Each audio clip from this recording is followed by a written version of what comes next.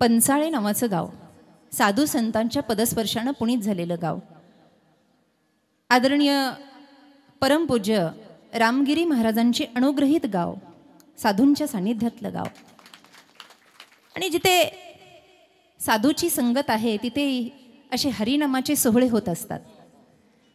म्हणून असाच एक सोहळा आहे. खरं तर प्रथम पुण्यस्मरण आहे, पण सोहळा यासाठी म्हटलं, वारकऱ्यांच्या मध्ये हरिनामाचा गजर झाला की हे भगवंताचं ब्रीदवाक्य आहे, माझे भक्त गाती जिथे नारदामी, आणि जिथे भगवंत उभा आहे त्या विधीला सोहळा म्हणता येईल. म्हणून आजचा हा प्रथम पुण्यस्मरणाचा सोहळा ज्यांचा आहे असे कैलासवासी विष्णूजी सूर्यभानजी बेलोटे, खरं तर दादांचं प्रथम पुण्यस्मरण आहे.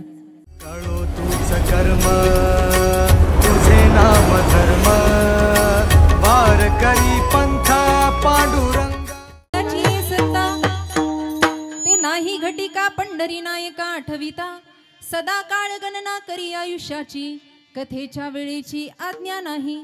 या कारणी माझ्या विठोबाची कीर्ती आहे त्रिजगती थोर वाटे, तुका म्हणे जन्मा आली याचे फळ, स्मरावा गोपाळतेची खरे विठ्ठल विठ्ठल.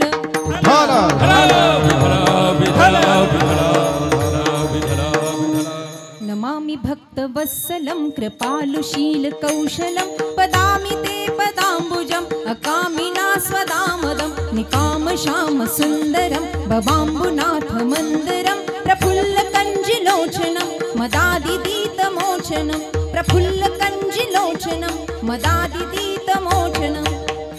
नमो विठ्ठला राजिया पांडुरंगा, नमो रुक्मिणी माऊली ज्ञानगंगा, नमो पुंडलिका, नमो चंद्रभागा, नमस्कार माझा रुक्मिणी पांडुरंगा. पंढरीच्या देवराया दंडवत तुझे पाया, दंडवत तुझे पाया, दंडवत तुझे पाया, दंडवत तुझे पाया.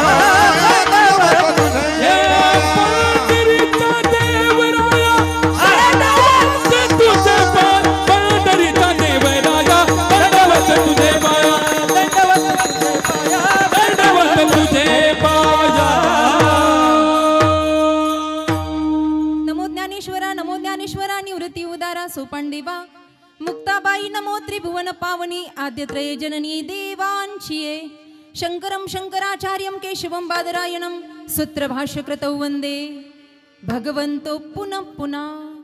जटा जूट मद गंगा छलकत, कानन कुंडल अर्णव झोकत, जटा जूट मद गंगा छलकत, कानन कुंडल अर्णव झोकत, कटी व्याघ्रांबर गले सर्पमाला. जय शिव शंकर भोला शंभो भोला, जय शिव शंकर भोला शंभो भोला, जय शिव शंकर भोला शंभो भोला. जयतु जगदंब भवानी, जयतु जगदंब भवानी, भवमोचनी नारायणी, दुःखहरणी सुखकरणी माता. जय जय जय गिरिराज किशोरी, जय महेश मुख चंद्र चकोरी, जय गज बदन गजानन माता, जय गज बदन गजानन माता. भक्ति शक्ति दामिनी सुखदाता, भक्ति शक्ति दामिनी सुखदाता, भक्ति शक्ति दामिनी सुखदाता. विठ्ठल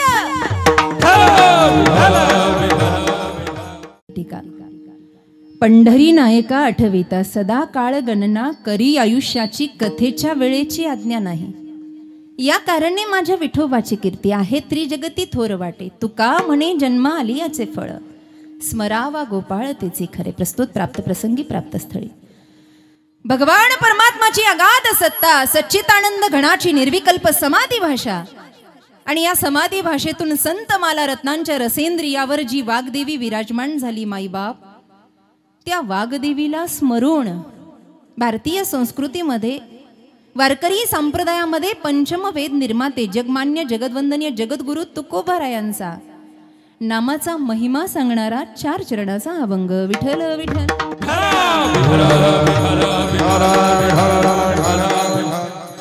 नाम महिमा आणि विठोबाची कीर्ती हा समन्वय साधलाय जगदवंदनीय तुकोबरायांनी.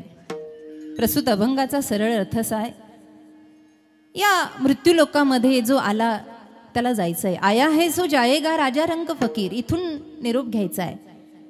उदय झाला तर अस्त आहे, सुरुवात झाली आहे तर विराम आहे. आणि म्हणून विरामाच्या दिशेने जात असताना एक उपदेश जो आपल्या मनाला अंतकरणाला प्रेरित व्हावा आणि हा मनुष्य जन्म सफल व्हावा यासाठी वंदनीय महाराज म्हणतात, या संपूर्ण जगतामध्ये सगळ्या सत्तेपेक्षा काळाची सत्ता ही प्रभावशाली आहे. कारण कदाचित कुठून तरी माणसाची कुठल्या तरी पद्धतीनं कुठून तरी आणि कुठल्या तरी क्षेत्र कोणतंही असू द्या, पळूनच जायचंय, सुटूनच जायचंय, कुठून तरी आणि कसं तरी जाता येतं. पण एक असं आहे, जो सगळ्या जगाला खातो त्याला आवरणं मोठं कठीण आहे आणि त्याचं नाव आहे काळ.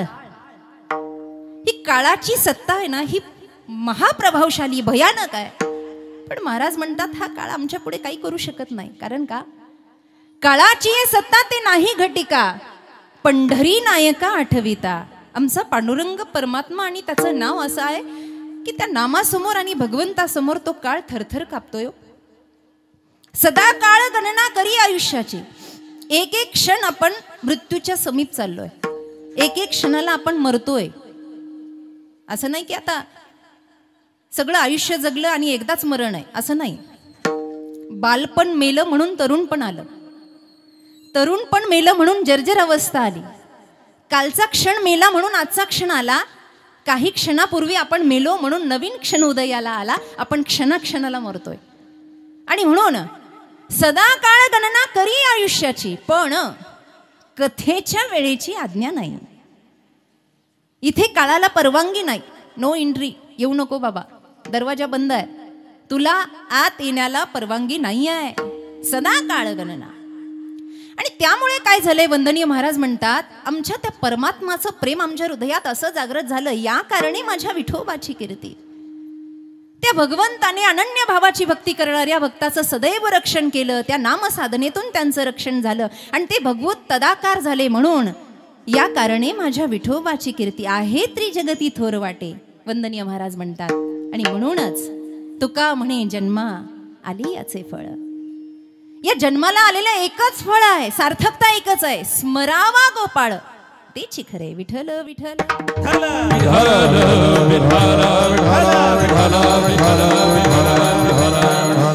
परिचित परंतु आवश्यक देण्याचा परिहार. पंचाळे नावाचं गाव, साधू संतांच्या पदस्पर्शानं पुनीत झालेलं गाव.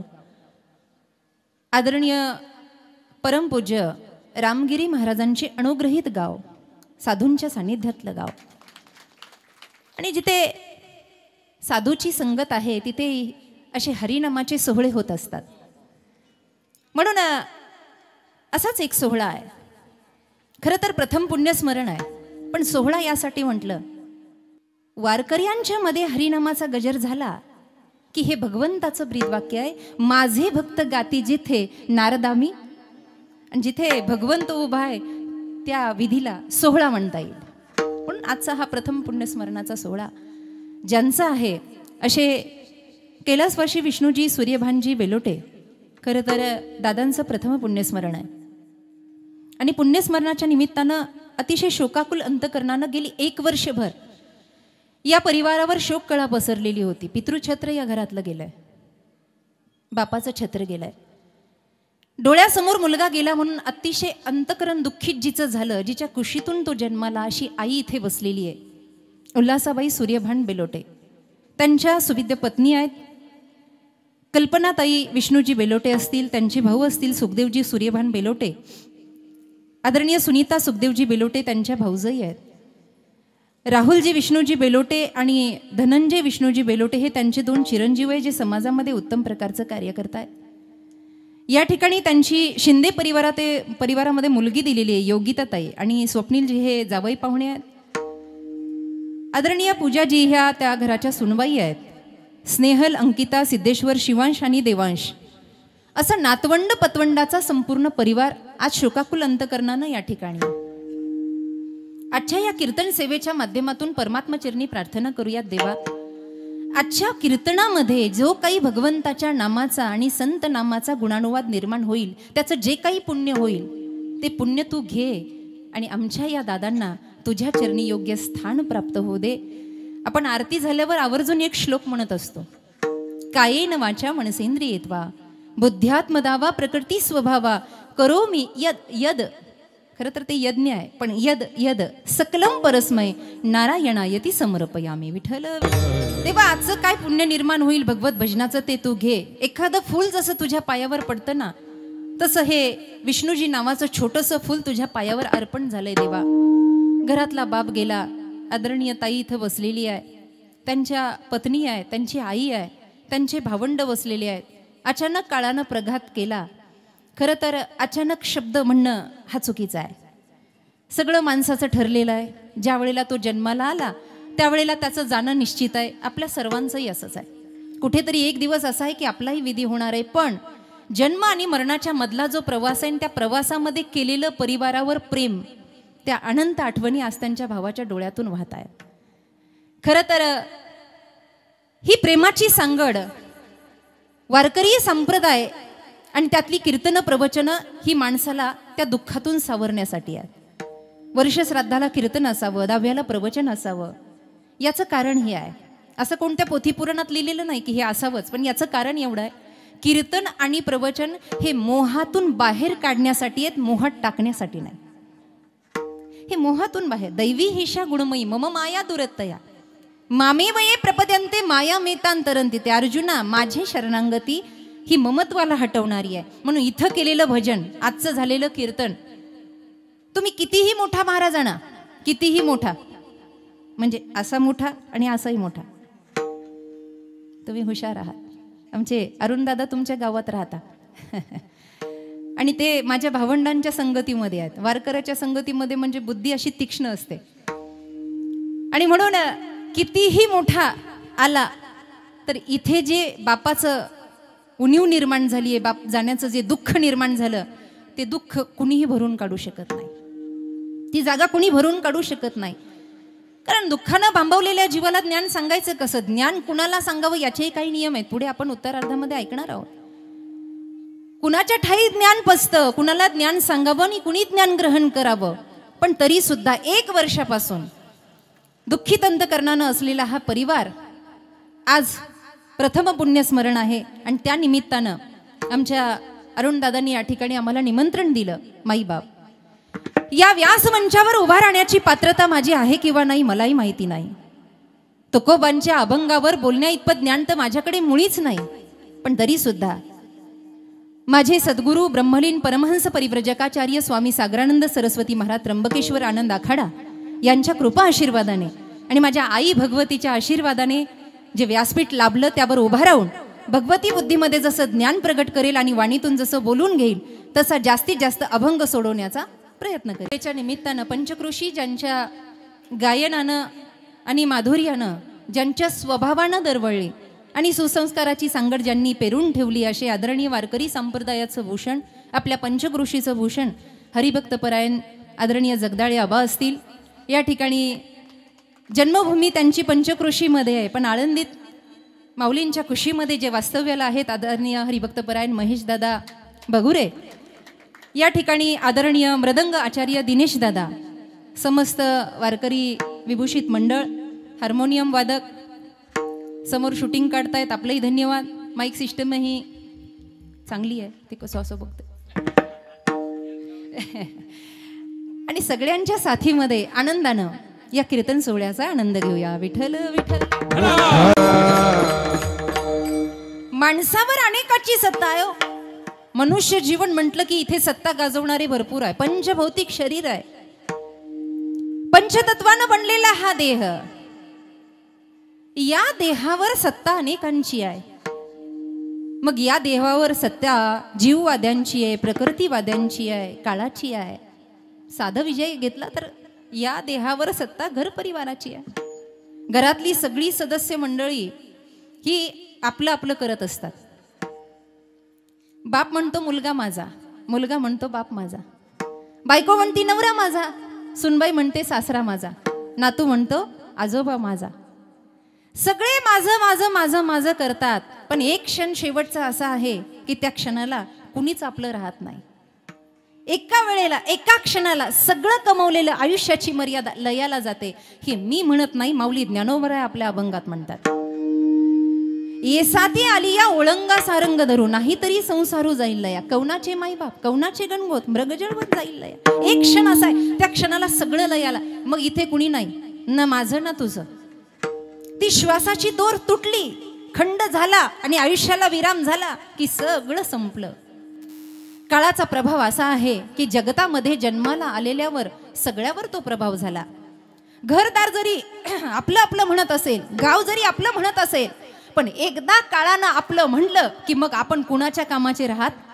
द्रव्यधारा क्षणभंगुर द्रव्यधारा ओ क्षणभंगुर द्रव्यधारा क्षणभंगुर द्रव्यधारा.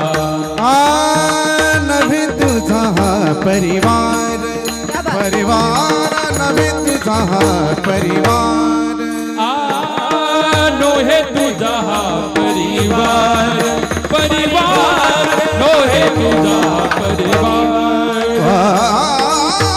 नभी तुझा परिवार परिवार परिवार परिवार. ओ नोहे तुझा परिवार परिवार नोहे तुझा परिवार. द्रव्यधारा क्षणभंगुर द्रव्यधारा क्षणभंगुर द्रव्यधारा क्षणभंगुर द्रव्यधारा क्षणभंगुर. शरीर जायाचे ठेवणे ठेवणे शरीर जायाचे ठेवणे ठेवणे शरीर जायाचे ठेवणे ठेवणे शरीर जायाचे ठेवणे.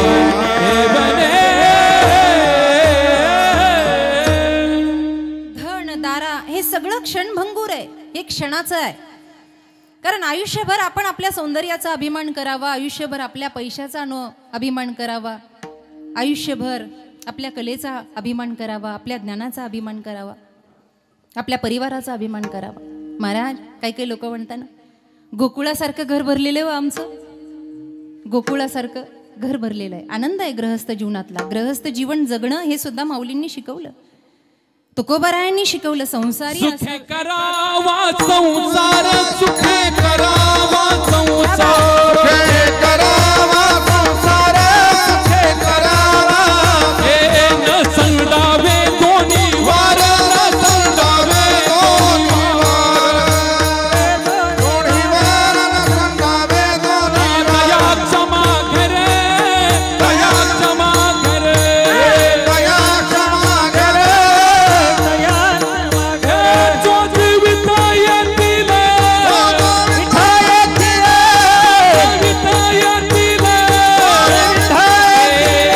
त्याचे पायी घाला मिठी त्याचे पायी घाला मिठी त्याचे पायी घाला मिठी त्याचे पायी घाला मिठी त्याचे पायी घाला मिठी त्याचे पायी घाला मिठी त्याचे पायी घाला मिठी त्याचे पायी घाला मिठी. सुखाचा संसार कसा व्हावा याचं सुंदर समीकरण जुळून दिलं संतांनी. त्याची शरणागती घ्या ना. अतिशय बाकी काही अवघाची संसार सुखाचा करीन हे म्हणत असताना वेगळं काय सांगायचंय त्यांना.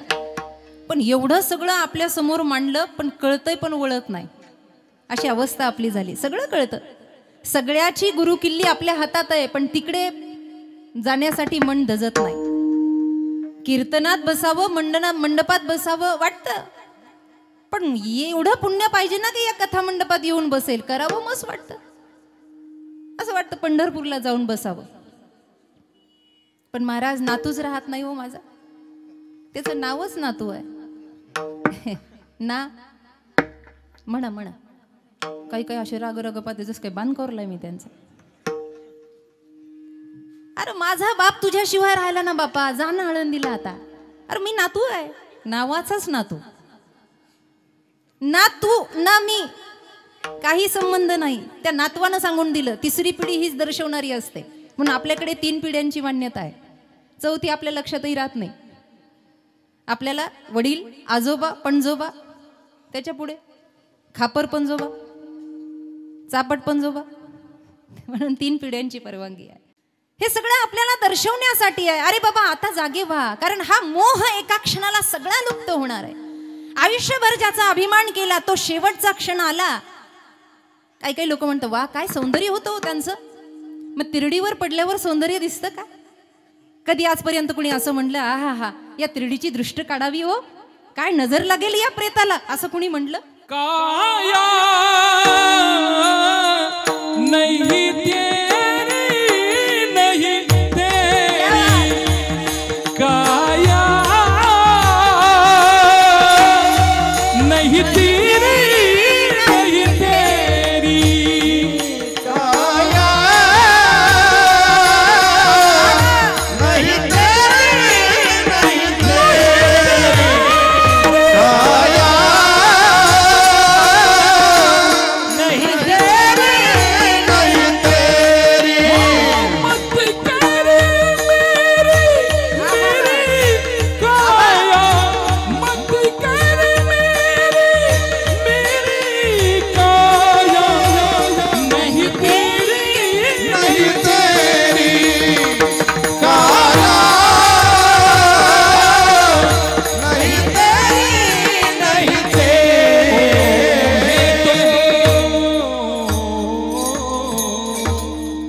बकरीने मै मै करा कसायू कटायू सीस. काया नाही तेरी नाही तेरी. आयुष्यभर बकरी मै मै करती. मैं बकरी बकरी नाही पाहिली. हो म्हणून येत नाही म्हणून राग राग पाहू नको, भीव वाटते मला. मैं ज्या दिवशी कसाई अशी सुरी ओढतो तेव्हा शेवटचा शब्द तिच्या तोंडातला असतो तू. तू आयुष्यभर माझं माझं केलं. याच्यावर एक अभंग आहे निवांत चिंतनासाठी कबीर महाराजांचा.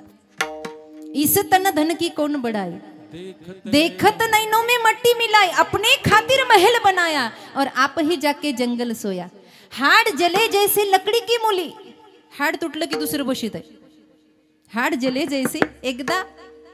काही काही लोक म्हणताना महाराज अजून बरंच बाकी आहे, बरंच बाकी. आम्ही म्हणत असतो बाकी काही नाही. काय बाकी आहे या जगामध्ये दिनेश दादा? बाकी काही नाही. महिला मंडळ बाकी, ते डब्यात पैसे ठेवायचे बंद करा आता. बाकी काही नाही. मी सुरुवातीला गजर केलं ना, असं असं केलं. एक जणाने तोंडाला हात लावला. अरुण दादा, जर गजर केला नाही ना तर बाकीतलं सगळंच बाकी नाही, सगळं शून्य आहे. आणि मग बोंबा मारायची वेळ आहे. उमा कहूँ मैं अनुभव अपना,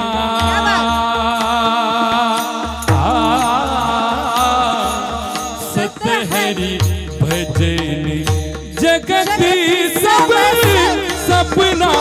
राम सिया राम जय राम, राम सिया राम जय जय राम.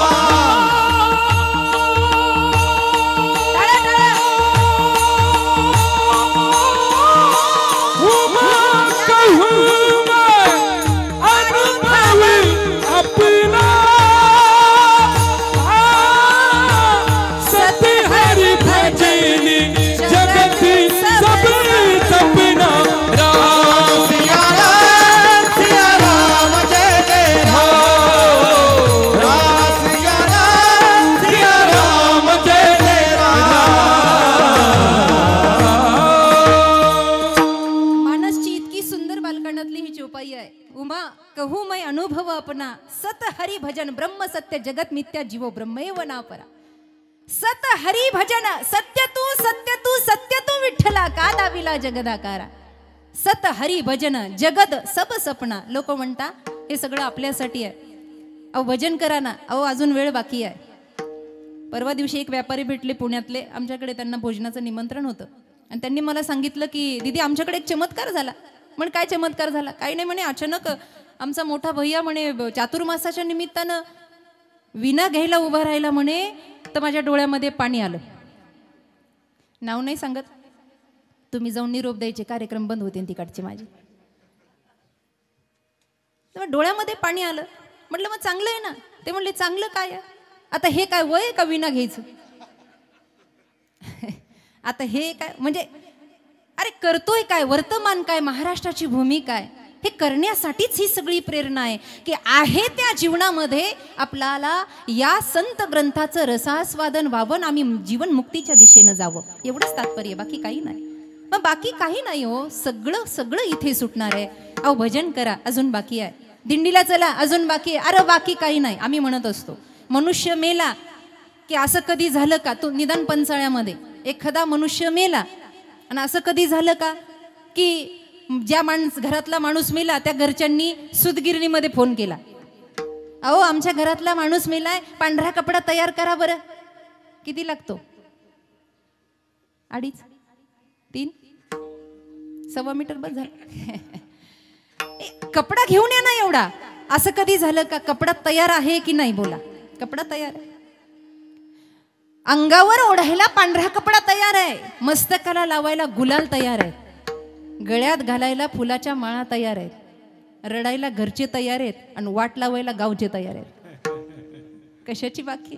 एकदा काडी प्रज्वलित झाली, ढंढण पेटलं, हाड जले जैसे लकड़ी की उली और बाल जले जैसे घास की पोली, कहे तो कबीर सुन मेरी गुनिया, आप गए बस डूब गई दुनिया. ऐसे स्वप्नवत असार, ऐसे स्वप्नवत असार,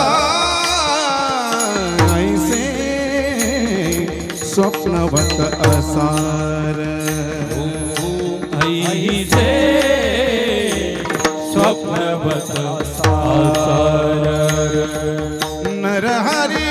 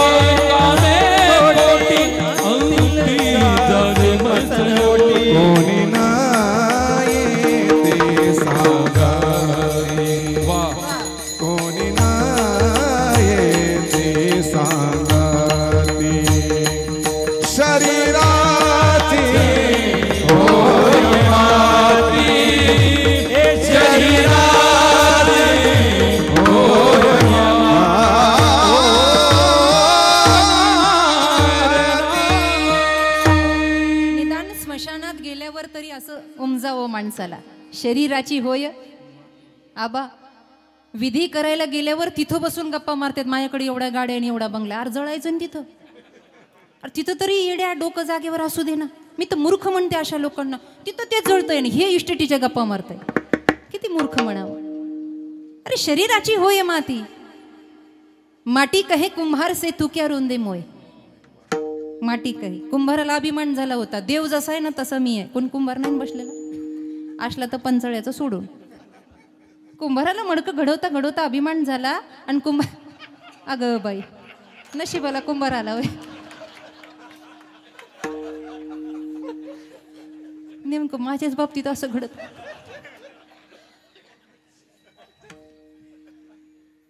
कुंभाराला असं वाटतं, चला जगदाळे कुंभाराला असं वाटतं ते काय ना आपण काय शरीर मातीचंच बनलेलं आहे. त्या कुंभाराला असं वाटलं ना, अभिमान झाला की देव जसा आहे तसाच मी आहे. एकाने विचारलं का? अरे म्हणे देव सुद्धा पंचतत्वाचं शरीर बनवतो, माती घेतो मुठभर हे शरीर बनवतो, मी सुद्धा माती घेतो घडा बनवतो. ते मातीला एक दिवस वाचा फुटली, कारण माती सगळं सहन करेल, अभिमान सहन करणार नाही. ज्याचे पाय मातीला जोडून असतात त्याचीच कीर्ती जगामध्ये होते. मातीला जोडून असावं. माती म्हणली आहे कुम्हारा, अरे कशाला गर्व करतो, माटी कहे कुम्हार से तू क्या रोंधे मोय, एक दिन ऐसा आएगा की मैं रोंधूंगी तोय. शरीराची होय माती. हेच खरं आहे जीवनातलं, बाकी काही नाही. राजा आहे राजा. आणि नवसानं राजाला मुलगा झाला. नवसानं झाला. पुढे राज्य स्थापना सगळी सांभाळायची, गादीवर बसायचे, शासन सांभाळायचे. असं करता करता 12 वर्षाचा मुलगा झाला. आणि 12 वर्षाचा झाल्यानंतर अचानक त्याला ताप भरला. अनेक वैद्यवानी, आता राजयाची कांता तिथे काय कमी आहे.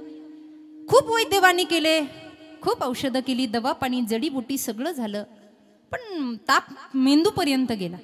आणि मेंदूपर्यंत गेल्यानंतर अगदी कोमात जाण्याची अवस्था त्या बालकाची झाली 12 वर्षाच्या. त्याला बिछाण्यावर झोपवलं. राजा उशाला बसला. राजा झाला म्हणून काय, पोटच्या लेकरासाठी तो रडतोच ना बाबा. पोटचा गोळा आता मरणाच्या दारामध्ये उभा आहे. राजाने डोक्याला हात लावलं, झरझर झरझर राजाच्या डोळ्यातून पाणी वाहायला लागलं. तब्बल 20 दिवस राजा लेकाच्या उशाशी बसलेला होता. देवा, काय रे हे माझ्या भोगाला आणलं, असं जर अर्ध्यात नेऊन घेऊन जायचं होतं तर माझ्या पदरात तरी हे लेकरू घातलं कशाला, वांझोटा म्हणून राहिलो असतो. डोक्याला हात लावला आणि तो राजा 20 दिवसापासून जागाय. एकुलता एक मुलासाठी देवाकडे प्रार्थना करतोय. हा हालतही नाही, डुलतही नाही, गप असा निश्चिप्त पडलेला. आणि असं असताना डोक्याला हात लावता लावता लावता कशी वाऱ्याची झुळूक आली आणि त्या क्षणाला राजाला झोप लागली. राजाला झोप लागली. कधी कधी असं वाटतं की थकलं भागलं ना तर 6-7 तासाची झोप नाही, अर्धा तास जरी पडलं तर निवांत होतं मनुष्य. बुद्धी फ्रेश होते, मन फ्रेश होतं, शरीर फ्रेश, थकवा निघून जातो. राजा झोपला, डुकली आली आणि मुंडकं असं उशीवर पडलं. त्याच लेकाच्या अर्ध्या उशीवर मुंडकं पडलं. आणि जसं मुंडकं पडलं तसं त्या झोपीमध्ये, त्या गोड झोपीमध्ये राजाला स्वप्न पडलं. आणि स्वप्न असं पडलं की त्या स्वप्नामध्ये राजाला 7 मुलं आहेत. किती? 7 मुलं आहेत. प्रतिस्पर्ध्यांना युद्ध पुकारलं आणि असे तेजपुंज असणारे, दिव्य शरीरधारी असणारे ते 7 मुलं युद्ध प्रसंगी बापाच्या समोर उभा राहिले. आणि ते म्हणले, बाबा, आम्ही जवान असताना तुम्हाला लढायची काय गरज आहे, आम्ही रथ तयार करतो. 7 जणांनी 7 रथ तयार केले आणि ते बापाच्या समोर उभा राहिले. बाप हाताची घडी घालून एका बाजूला उभा आहे. युद्ध प्रसंग प्रारंभ झाला. नगाडे वाजायला लागले आणि बघता बघता शौर्य विजय मिळाला, विजयश्री प्राप्त झाली. आणि या 7 लेखामुळे प्रतिस्पर्ध्याला बाद करता आलं, विजयश्री मिळाली. विजयाचे नगाडे वाजले, फटाके वाजले, गुलालांची उधळण झाली, औक्षणाची ताटं आली. आणि ही 7ही मुलं दारामध्ये आली. आणि दारामध्ये आल्यानंतर दादा आता तो राजा स्वित पत्नी सहित, आपल्या बायको सहित त्या 7ही मुलांची आरती ओवाळतो. आणि बायकोनं आरती ओवाळावी आणि राजानं जोरात जोरात टाळी वाजवावी असा नाद चालत असताना अचानक टाहो फुटला, आरडाओरडा सुरू झाला आणि राजाची झोप उडाली. सगळे रडतायत. राजाची आई बसलेली होती, राजाची पत्नी बसलेली आहे, मुलगा मरून पडलेला आहे. गेला गेला गेला, घराण्याचा कुलदीपक गेला, वंशाचा दिवा गेला म्हणून सगळीकडे हाय कल्लोळ झाला, टाहो फुटला. आणि राजा अचानक सगळ्यांकडे पाहायला लागला. गेला कधी पत्ताही लागला नाही. सगळे रडतायत पण राजाच्या चेहऱ्यावर हलकं स्मित आहे. आणि त्यांना आईला विचारलं, आई विचारू काय रे बाळा? माईनं प्रेमाचा तोंडावरून हात फिरवला. बाळा काय आहे? आई एका प्रश्नाचं उत्तर दे मला, हे खरं का ते खरं? आई हे खरं की ते खरं? 7 जणांसहित विजयश्री प्राप्त झाली आणि 7 जण दारावर आले आणि माझी ही बायको त्या 7 लेकरांना ओवाळते. आई ते खरं का हा गेला हे खरं? आई विद्वानांच्या सभेत बसणारी होती. आईनं सांगितलं, बाळा तेही खोटं आणि हेही खोटं. तेही खोटं आहे आणि हेही खोटं आहे, दोन्ही असत्य आहे. मग इथे सत्य काय? ब्रह्मतत्व. जगावर कुणाची सत्ता नाही, जगावर एका ब्रह्मतत्वाची सत्ता आहे, एका विठ्ठलाची सत्ता आहे. आणि म्हणून काळाच्या सत्तेला सुद्धा बाद करणारी ती अनमोल सत्ता अभंगाच्या प्रथम काळाची सत्ता ते नाही घटे का, काळाची सत्ता ते नाही घटे का, काळाची सत्ता ते नाही घटे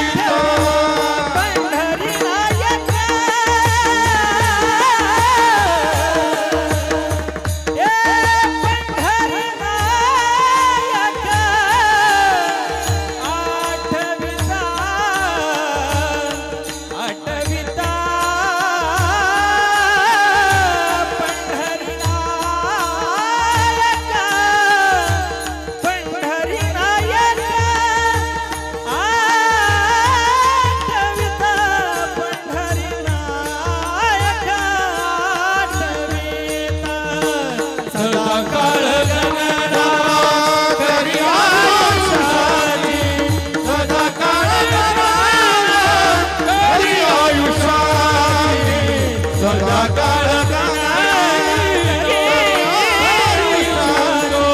सदा काळ गगना करी आयुष्या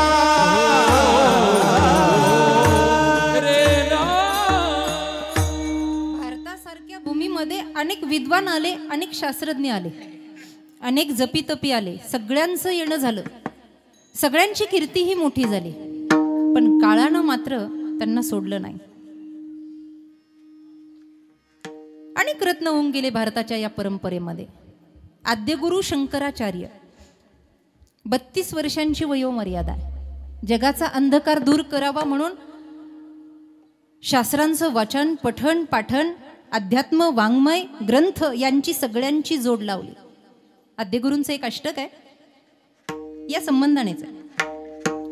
शरीरम स्वरूपम तथा वा कलत्रम यशश्चारु चित्रम धनम मेरुतुल्यम. शरीरम स्वरूपम तथा वा कलत्रम यशश्चारु चित्रम धनम मेरुतुल्यम मनश्चेन लग्नं प्रभोरम ग्रीपद्मे ततः किं ततः किं ततः किं ततः किं.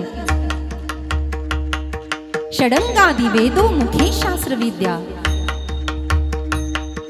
षडंगादि वेदो मुखे शास्त्रविद्या कवित्वादि गद्यं सुपद्यं करोति मनश्चेन लग्नं प्रभोरम ग्रीपद्मे ततः किं ततः किं ततः किं ततः किं. शरीर कितीही सौंदर्यवान असू द्या, मेरू समान धन असू द्या, पण मन जर भगवत चरणी तदाकार नसेल तर धिक्कार आहे या जीवनाचा. 4 वेद 6 शास्त्र 18 पुराण पाठ आहेत. षडंगादि वेदो मुखे शास्त्रविद्या. बरं, नुसतं पाठ नाही, कवित्वादी गायन आहे. कसं? गद्यम सुपद्यम करोती. पण मनश्चेन लग्नम, अभिमान झाला, मनश्चेन लग्नम प्रभोरम ग्रीपद्मे ततः किं ततः किं. आद्यगुरूंचं जीवन. अनेक आचार्य झाले. आपल्याकडे तो मायकल जॅक्सन होता भारतामध्ये, उत्तम प्रकारचा नाच, डान्स. आता तसं जमणारही नाही. आणि त्यानं दीर्घायुषी व्हावं याच्यासाठी एवढे प्रयत्न केले की त्याच्या सहकार्याला घरामध्ये 18 डॉक्टर असायचे. किती? असा भात जर शिजला ना, भात, तर 10 डॉक्टर तो नुसता शिजलेला भात पाहत होते. कण बरी आहेत का, एखादा कण कच्चा राहिला आणि याच्या पोटात गेला तर याला काही होऊ नये, इतकी पारखता होती, इतकी पारदर्शकपणा होता. त्याच्या नसानं नसाची टिप्पणी होती. त्याच्या बुटेक्सचे अनेक इंजेक्शन, माणसानं म्हातारं होऊ नये म्हणून बुटेक्सचे इंजेक्शन दिले जातात. 40च्या नंतर कोणाला घ्यायचं असलं तर सांगून जाते, आपल्याला पुण्याला भेटते त्वचा रोग तज्ञांकडे. 40च्या नंतर ज्या सुरकुत्या पडतात चेहऱ्यावर, त्या सुरकुत्या हटाव्या म्हणून त्याला बुटेक्सचे इंजेक्शन दिल्या जातात. आणि ते तितक्यापुरतं चांगलं दिसतं महिनाभर, नंतर ते अजून म्हातारं दिसतं. म्हणजे पैशाचा इनास आणि इंजेक्शनचा इनास असं आहे. असे हजारो इंजेक्शन त्याच्या अंगावर होते. कारण का? तो तरुण दिसावा. एवढं सगळं केलं. आयुष्य मर्यादा खूप दिवसाची, पण अल्पवयामध्ये गेला. सगळ्यांचं जाणं निश्चित आहे, पण महाराज म्हणतात एक अपवाद आहे.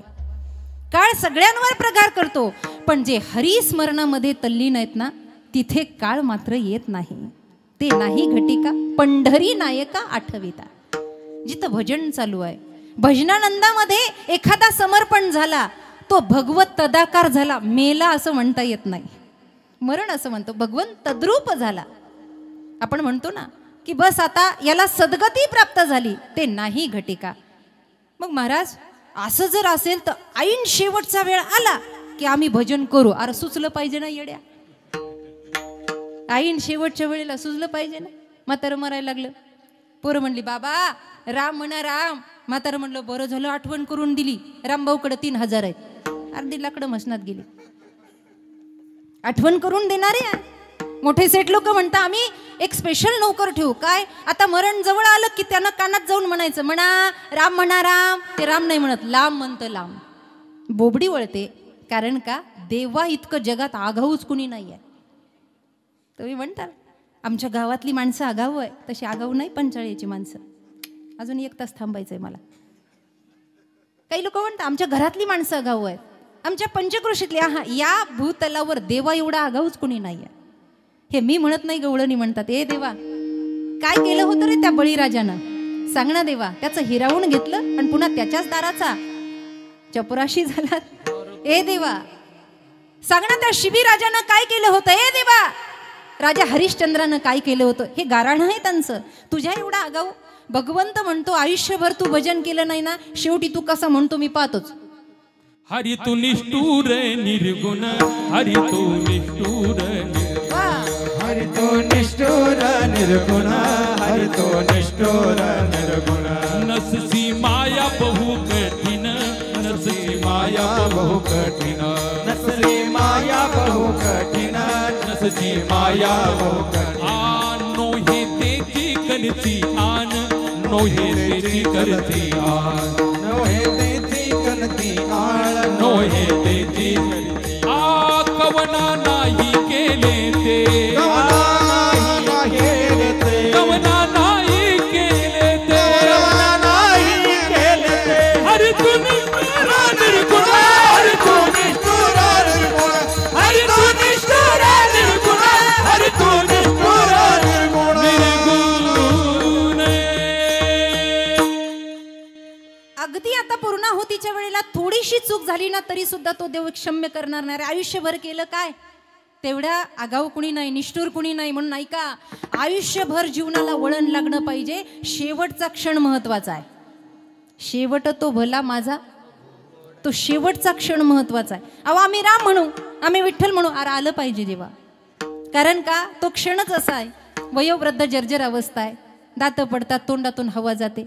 नवीन लग्न झालं, सुनबाई घरात आली, आता सरळ बसल्या, त्यांना असं पाहिजे होतं. सुनबाई घरात आली आणि आल्यानंतर येती जाती सगळं झालं. दोघी जणी गप्पा मारता मारता अचानक काय झालं सासूबाईला, आणि सासूबाई म्हणली, सुनबाई मारवाडी होती, बहू हवा. आता त्या मारवाडीमध्ये काही ठिकाणी बिन्नी पण म्हणता, बिन्नी हवा, बहू हवा. आता हवा म्हणल्यानंतर ही उठली, पंख्याचं बटन दाबलं. म्हातारी 5 मिनिटं दम धरला म्हातारीने, पुन्हा म्हणली, बहू हवा. तिला वाटलं वरचं लागणं, मग हातातलं द्यावं. पण तिने तो हातातला पुष्टाई हँड पॅन तोही दिला. हातातलंही हलतंय, वरचंही हलतंय. तरी 5व्या मिनिटाला आजीबाई म्हणल्या, बहू हवा. हिनं कूलर लावलं. 3 झाले का नाही? तरी म्हातारी म्हणली, बहू हवा. मग तिने एसीचं बटन टाकलं. गारठण घर, अंगावर शॉल घेऊन सुनबाई बसली. तरी म्हातारी 5व्या मिनिटाला म्हणली, बहू हवा. ती म्हणली, मला वाटलंच होतं घरात आल्यावर म्हातारीत फॉल्ट आहे, पण आता तो कळाला.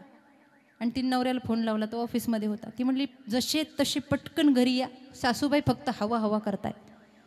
काय त्यांचं बी नसलं, काय झालंय माहीत नाही. तो जसा होता तसा त्यानं हाफ डे टाकला. तो घरी आला, बोला, मम्मी क्या बात आहे? बेटा हवा. थकलेली होती म्हातारी, बेटा हवा. तर म्हणला ठीक आहे. त्यानं एसी बंद केली, पंखा बंद केला, हातातलं घेतलं, बाजूला ठेवलं, कूलर बंद केलं, किचनमध्ये गेलं. बायकोला म्हणला, सरक बाजूला. काजू काढले, बदाम काढले, मिक्सरमधून बारीक केले आणि साजूक तुपातला हलवा तयार केला. म्हातारी लागली मुटमुटू खायला. तिला हलवा म्हणायचं होतं, पण दात पडल्यामुळे ल पळून गेलं, नुसती हवा राहील. हवाच गुल होती शेवटी माणसाची. डोळे पांढरे होतात आणि मग मुखाला राम येत नाही. जन्म जन्म मुनि जतन कराई, अंतिराम कही आवत नाही. ओ जन्म जन्म मुनि जतन कराई,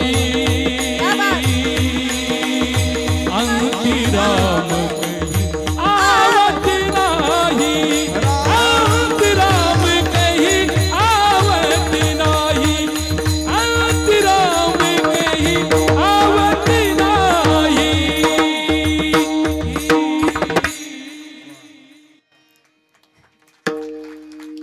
राम म्हणले, वाल्या जाऊ का?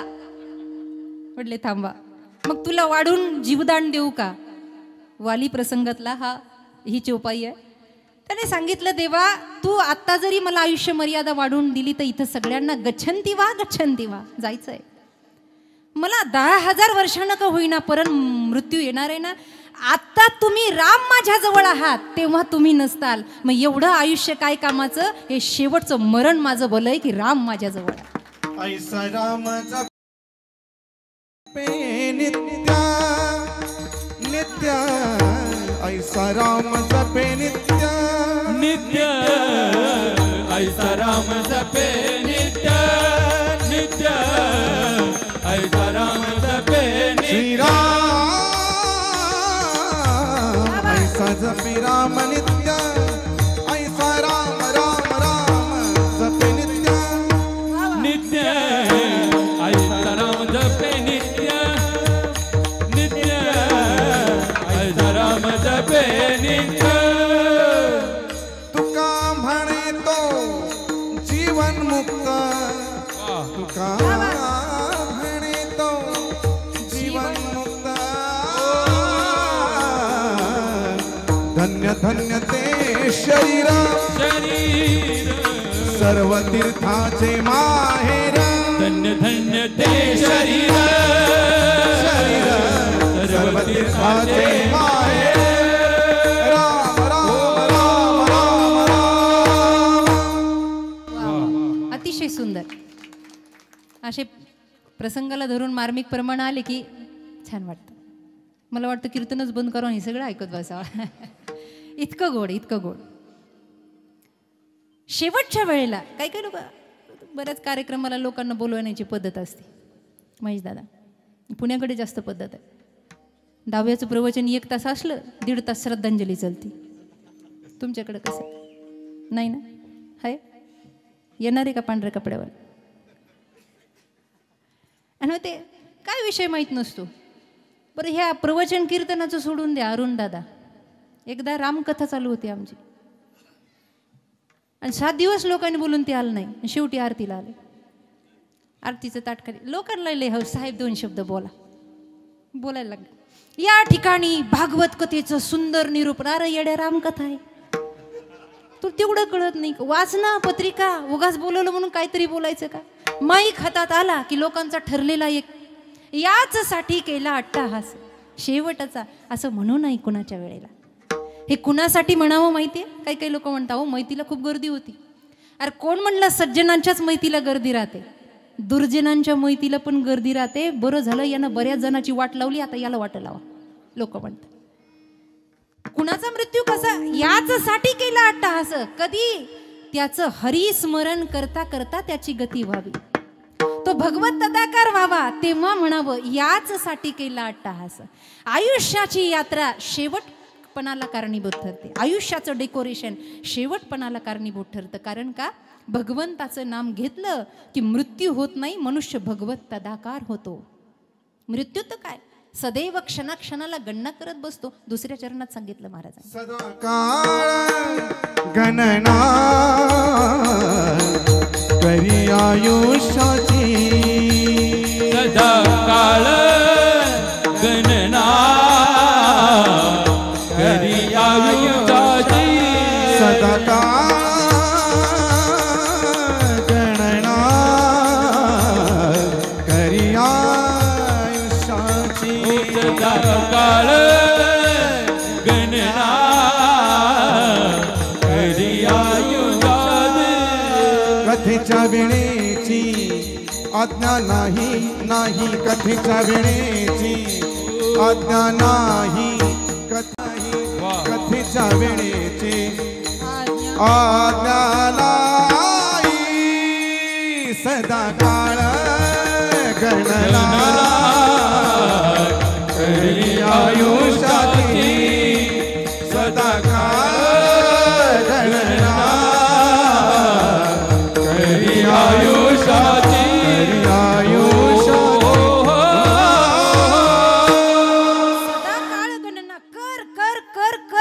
खातोय काळ आपल्या नावानं. आणि एका क्षणाचं मोजमाप त्याच्याकडे. जीवनाचं मोजमाप चुकत असेल त्याच्याकडून चुकणार नाही. जीवनामध्ये कितीतरी गोष्टी आपण मोजून मापून घेतल्या आणि वहीमध्ये टिप्पणी करून ठेवल्यात की हे एवढ्या किलो ते तेवढ्या किलो हे एवढ्या भावानं. एकच गोष्ट अशी आहे की जी अशी मिळाली आणि अशीच जाणार आहे. श्वास सगळ्यात मोठा विश्वासघातक आपल्या जीवनात. क्षणाक्षणाला काळ आपली वाट पाहतोय. कर दात खातोय. पण कथेच्या वेळेची आज्ञा नाही म्हणतात. पंढरी नायकाला आठवलं की काळ प्रभाव दाखवत नाही म्हणता. अहो असंच कसं म्हणता? एक अभंग आहे महाराजांचा. जिथे भक्त रक्षणाचे गीत गायला गेले, पोवाडे गायला गेले, अभंग सगळ्यांच्या पाठातला. माझ्या विठोबाचा कैसा प्रेमभाव, या अभंगाचं शेवटचं चरण आहे. तुका म्हणे नाही विश्वास ज्या मणी, पहावे पुराणी. इथं आता पुराण पाहायचं आहे आपल्याला. काही लोक म्हणतात ना, हो तुमची पुराणाची वानगी पुराणात ठेवा. वांगी नाही, वानगी नाही, दोघं भरलेलं वांग आठवायचं कीर्तनात. वानगी काय प्रमाण आहे तुमच्याकडे? आमच्याकडे भागवताचं. खांब दिला भागवत, जनार्दनी एकनाथ. नाथांनी भागवताचं स्वरूप दर्शन करून दिलं एकादश स्कंदामध्ये. हे भागवताचा आधार आहे आमच्याकडे. काय आधार आहे? आमच्याकडे अजामिलाची कथा आहे, ऐकलेली असेल आपण. आपण परमार्थिक लोक आहात, माझ्यापेक्षा वयानं ज्येष्ठश्रेष्ठ आहात, अनुग्रही आहात, चांगल्या गुरुच्या सानिध्यात बसलेले आहात. अजामिल महापंडित. पण असं आहे, पंडिताईमध्ये जर पतन झालं अभिमानानं, व्यक्ती शून्य होतो. त्याच्यामध्ये भगवत तत्वाचं प्रेम जागृत झालं पाहिजे. किती पुस्तकं वाचले, किती देवस्वरूप पाहिले, हा पोथी पडपड जगमोवा, पंडित भयानक होय, 2.5 अक्षर प्रेम का पडे सो पंडित होय. पण तो पंडित झाला तर तो मनचा शहाणा नको हो का पंडित. तिथे सुद्धा भक्तीचा जिव्हाळा पाहिजे. पांडित्य वेगळं, जिव्हाळा वेगळा. जिव्हाळा आणि पांडित्य मिश्रित झालं की तो अनन्य भावाचा भक्त ठरला जातो. नाही तर मग उद्धवासारखं लोळत बसावं लागतं गवळणींमध्ये. ए देवा, शेण काढणाऱ्या गवळणीसाठी तू रडतोय सोय? देव म्हणले जाऊन बघ. तर म्हणला देवा टाईम नाही मला, सकाळी प्रवचन आहे, दुपारी वर्षश्राद्धाचं कीर्तन आहे, संध्याकाळी सप्तातलं कीर्तन आहे. देव म्हणला जाऊन तर ये 5 मिनिटं. म्हणला देवा असा जातो आणि असा घेतो. गेले 6 महिने उठलेच नाही. कारण का? जयती ते देखम जन्म नाव्रज, गोपीत गीत गाणाऱ्या रसमयी आनंदमयी भगवत तदाकार असणाऱ्या त्या गोपी आहेत. अजामिल हा महापंडित आहे. यज्ञाची सामग्री आणण्यासाठी वडिलांनी पाठवलंय. घाई घाईनं निघाला, उशीर झालाय. नेहमीच्या रस्त्यानं जाण्याऐवजी मधला कुठला तरी शॉर्टकट काढावा. कधी कधी हे शॉर्टकट फार मुळावर येतात माणसाच्या. गर्दीतून जाण्याऐवजी आपण म्हणतो ना, मॅप लावा आणि शॉर्टकटचा रस्ता बघा. ऐन वेळेला तिथं ॲक्सिडेंट झालेला असतो. इकडची लोक पटकन पोहोचतात, पण आपण दिवसभर घरी जात नाही. कधी कधी शॉर्टकट सुद्धा मुळावर येतो. असाच अजामिलाच्या आला. आणि एक वाईट गणिकेला नग्न अवस्थेमध्ये पाहिलं. या डोळ्यानं जे पाहावं ते पाहावं, या आयुष्यात जे करावं ते करावं. मारवाडीमध्ये एक म्हण आहे, जाणो काम थानो करो, दुजा काही करो तो गोता खाऊ. माणसानं ज्याचं काम त्यानं करावं, दुसऱ्याचं काम आपण करू नये. आपल्याला काय करण्यासाठी? भजन करण्यासाठी देह मिळाला.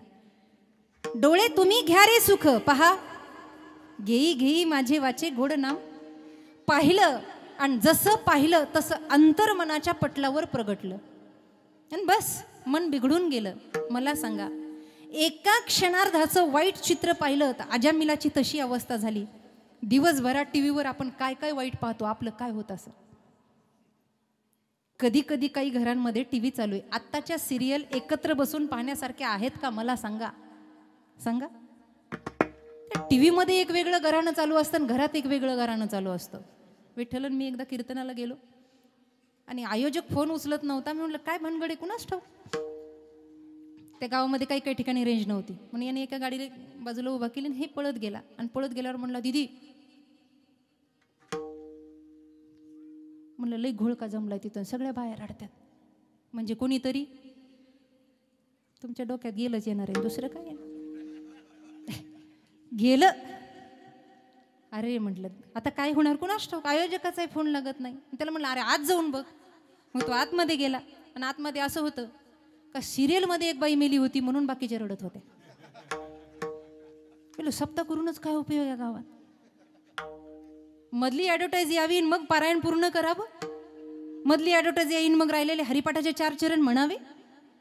चाललंय काय आपल्या आयुष्यामध्ये कचरा. एक क्षणाचं वाईट दृश्य पाहिलं, विचार करा आयुष्य जगताना किती वाईट लोक आपल्या संगतीमध्ये आहेत, किती वाईट गोष्टी या कानानं आपण ऐकतोय, किती वाईट दृश्य या डोळ्यानं पाहतो. आपलं काय होईल सांगा. तोही तारीला चांडाळ, महापापी अजामिळ तोही तारीला चांडाळ.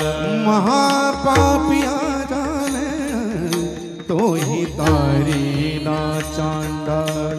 महापापी तोही तारीला चांडाळ. जे जे नावी रत झाले जे जे नामी रत झाले जय जय नावीर झाले जय जय नावीर झाले जय जे नामी रत झाले ते केशावे तारिले नाम घेता भगवंताचे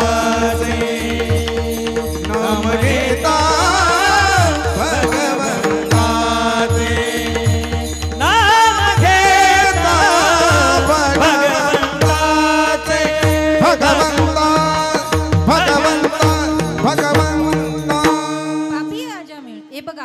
शरीरामध्ये गुण येताना एक एक करून येतात, पण जाताना एकाच वेळेला सगळे गुण निघून जाताना अवगुणांचा समुच्चय होतो.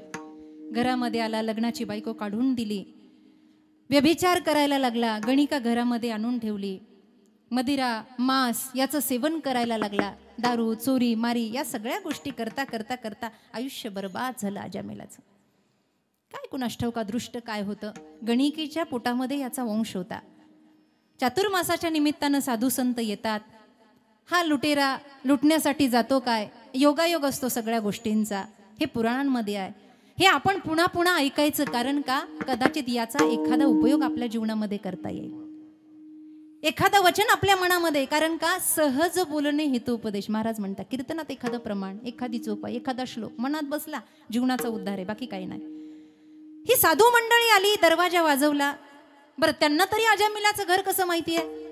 गावात प्रवास करत करत आल्यावर ओट्यावर काही लोक बसलेले होते. आता हे उदाहरण जे ते आपल्या आपल्या पद्धतीनं म्हणतात. काही लोक बसलेली म्हणे. त्यांनी सांगितलं की जरी झाला संन्याशी मध्यान्हासी तोंडवाशी, खायला सगळ्यांनाच लागतं बाबा, भूक सगळ्यांना लागते. संध्याकाळचं मुक्कामाचं कुठे होईल व्यवस्था, प्रसाद कुठे भेटेल. आता ते एवढे आगाऊ लोक होते. ते म्हणले आहे महाराज, आमच्या गावामध्ये एक निष्ठावंत आहे म्हणले. ते ओट्यावर बसलेले. तो ओटा इतका भाग्यानं असतो काही काही गावामध्ये. नाही कळलं, जेवल्यावर कळलं नंतर तुम्हाला. ओट्यावर बसले तेव्हा तिकडे अजामिल घरी नव्हता. महाराज मंडळी गेली, दरवाजा थाप मारली. गणिकेनं दार उघडल्यावर तिनं छातीवर हात ठेवला. बाप रे, सगळे साधूजन माझ्या दारामध्ये, काय भाग्याचा उदय झालाय. महाराज चुकून आलात का. म्हणलं आम्हाला गावकऱ्यांनी घर दाखवलं, बस सैसान झाली आहे. कोरडा शिदा जर मिळाला तर आम्ही बनवून खातो इथे झाडाखाली अंगणामध्ये. तिनं सांगितलं महाराज शिदा देते नवरा घरी यायच्या आत, पण तुम्ही दारात थांबू नका, तो यायच्या आत तुम्ही निघून जा. म्हणे का, माझा नवरा दुराचारी आहे, व्यसनी आहे, पाखंडी आहे, तर तुम्हाला अपमानित करेल महाराज. मला ते पाहवलं. कोण म्हणते, गणिका म्हणते, तुम्ही जा. साधूबाबांनी सांगितलं हम किसी के घर ऐसे ही जाते नहीं, हम किसी के घर ऐसे ही जाते नहीं और गए भला करके ही लौट आते हैं. कल्याण केल्याशिवाय वापस येत नाही आम्ही, हा आमचा नियम आहे. मग कुणी मानू, निंदा वंदा काही नाही. पाक तयार केला आणि नैवेद्याची थाळी बनवली. साधूचा नियम असा आहे की चला देवाला अर्पण करायचं. कुंभमेळ्यामध्ये पंक्ती बसतात ना, साधूच्या ताटाजवळ दक्षिणा असावी ग्रहस्थ्याची. साधू घरामध्ये जेवायला आला, त्याच्या ताटाजवळ वारकरी जेवायला दक्षिणा ठेवावी. आज जेवण कोणाकडे माझं, बसल्या आपली पोळी भाजून घ्या, बाकी काय. दक्षिणा पाहिजे, मग दक्षिणासाठी घर मालक असावा ना बाबा. ती म्हणली अहो तो तुम्हाला बसू देणार नाही. अगं येऊ दे, दक्षिणा घेतल्याशिवाय आम्ही जाणार नाही, आम्ही सेवन करू शकत नाही. आला बुवा, उठा उठा म्हणे इथून. काय आहे तुम्ही, ह्या काय बाजार मांडलाय, ह्या काय जटा, ही काय दाढी. कोण म्हणतो जो काही काळी पंडित होता त्याला आता हे दर्शन आवडत नाही. काही काळी तो परमार्थिक होता, वाईट संगतीत, त्याला आता हे सज्जनपणा आवडत नाही, त्याला आता नकारात्मक झाली. तो म्हणला उठा. साधू बाबा म्हणले भोजन करायचे, दक्षिणा द्या. तो म्हणला तुमचा लोटान सोटा पळवला नाही ही तुमची दक्षिणा आहे, तुम्हाला आजूपर्यंत मारलं नाही हीच तुमची दक्षिणा आहे. चारही साधू उठले, नेत्र पाणवले. त्यांनी सांगितलं अजामिला, तुझा अंश तुझ्या गणिकेच्या पोटामध्ये वाढतोय आणि आम्हाला एवढीच दक्षिणा पाहिजे. म्हणे काय, त्याचं नाव नारायण ठेव. काय अदृश्य दिसलं, परमात्म्याची काय कृपा, त्याचं नाव नारायण ठेव बस. भोजन विधी आटोपला, सकाळ झाली, निघून गेले. गणिकेच्या बुद्धीमध्ये मनामध्ये तो विचार पक्का बसला, प्रसूत झाली. ती म्हणली काय हो, साधूबाबांनी काय मागितलं होतं, तेवढंच ना, नारायण नाव ठेव. नारायण नारायण सगळ्यात लाडकं होतं शेंडीफळ. नारायण नारायण नारायण नारायण. सगळ्यांना कथा माहिती आहे. शेवटचा क्षण आला आणि ज्या वेळेला कंठावरुद्ध होतो त्यावेळेला आपल्या जवळची माणसं आठवतात. मोठ्याला बोलवा, मधलीला बोलवा, लहान्याला बोलवा. आता सगळ्याला असं वाटतं मात्र गवळ देतं काय, पण ह्यांना यमदंडाची भीती वाटत असते. कुणाचा तरी हात पकडावा, कुणी तर मला याच्यातून वाचवेल, पण वाचवणार या जगात कुणी नसतं. अजामिलानं अट्टहास केला. नारायण नारायण नारायण. पाप एवढं होतं यमाचे यमदूत आले महाराज.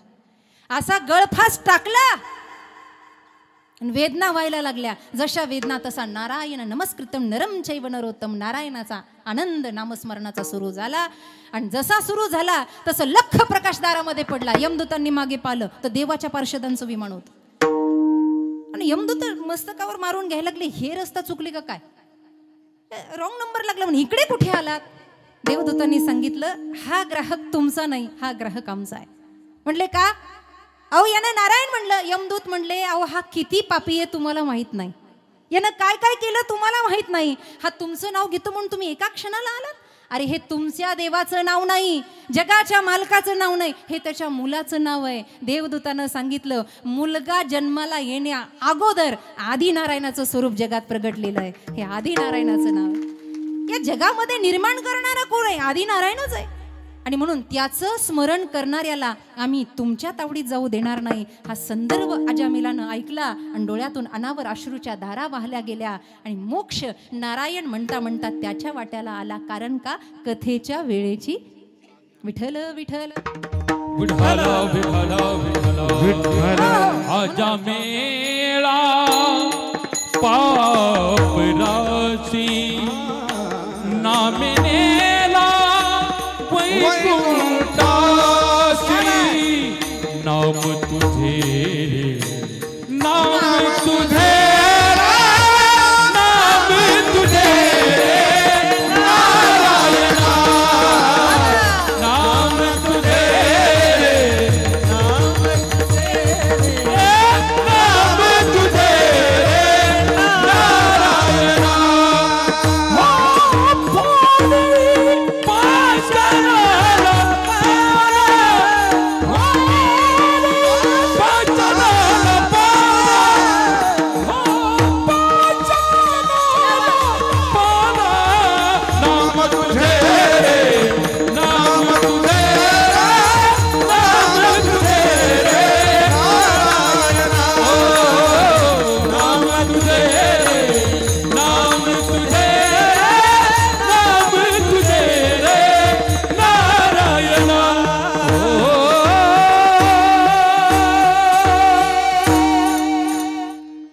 अजामिल उद्धरून गेला. पिंगलासारखी वेशा उद्धरून गेली. कित्येक जणांचा या नामसाधनेमुळे उद्धार झाला. हो फोडी पाषाणाला पाना नाम तुझे रे. या ठिकाणी इतकं सुंदर स्मरण. मग आयुष्याची वेचणी करता करता हे आज पुण्यस्मरणाची कीर्तन आहेत. हे ऋण व्यक्त करतोय आपण. जगामध्ये सगळं ऋण फेडता येईल पण देवाचं, संताचं आणि आईबापाचं ऋण फेडता येत नाही. पण इथे तुकाराम महाराजांनी ऋण फेडण्याचं कारण सांगितलंय. इथे फेडता येतं. कसं? देवाचं ऋण कधी फेडता येत नाही. काही काही लोक म्हणतात आम्ही नवस केला काय 1 किलो गुळ वाईन. आता गुळानं त्याचं पोट भरण होईल? तो इतका खवाड आहे त्याचं पोटच भरणार नाही. पण त्याला जर एक शीत दिला, आता प्रसंग आलं म्हणून कोटी सांगून जाते. देवाला फार काही लागत नाही. गीतेचा श्लोक आहे पत्रम पुष्पम फलम तोयम योमी भक्त्या. म्हणून 1 कोटी सांगते. ते थोड्यात खुश होतं. विष्णू प्रसन्न एकादशीत. शब्द नीट ऐका फक्त. विष्णू प्रसन्न एकादशीत, चंद्र आनंदी किंवा चंद्र प्रसन्न एकादशीत आणि शिव प्रसन्न एकादशीत. बसलेले म्हणते सगळं एकत्र काला का केला तुम्ही?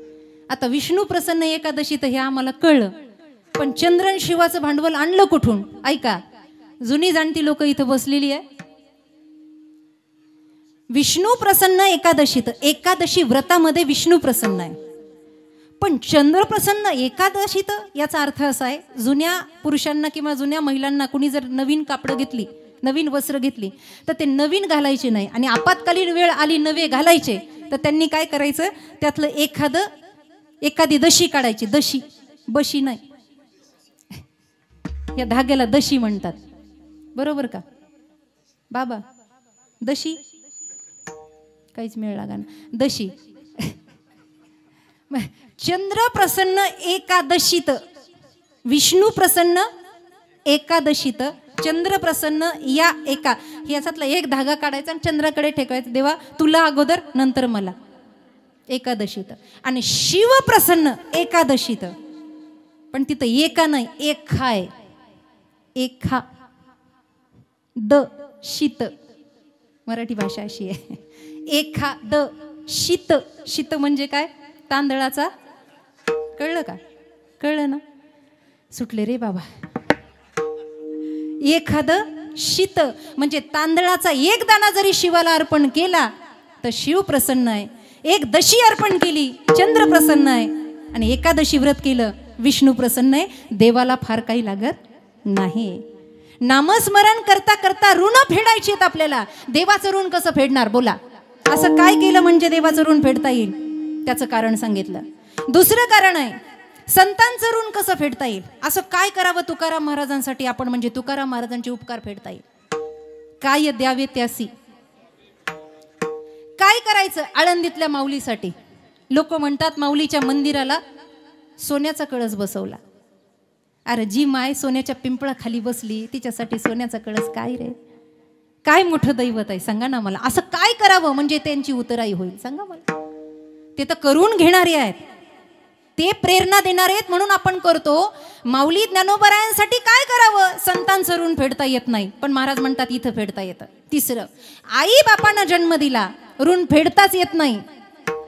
नुसतं लोक कविता म्हणतात गे माय भू तुझे मी फेडीन आणि न काय चंद्र सूर्य अरे मरशीन ते आणता आणता आणता येते.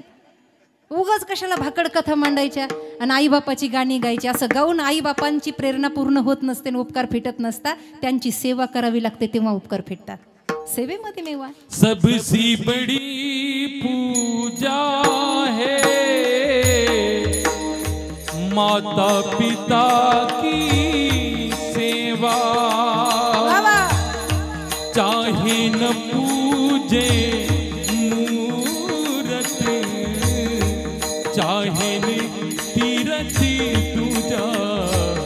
श्री राम जय राम जय जय राम. श्री राम जय राम जय जय राम. श्री राम जय जय राम. श्री राम जय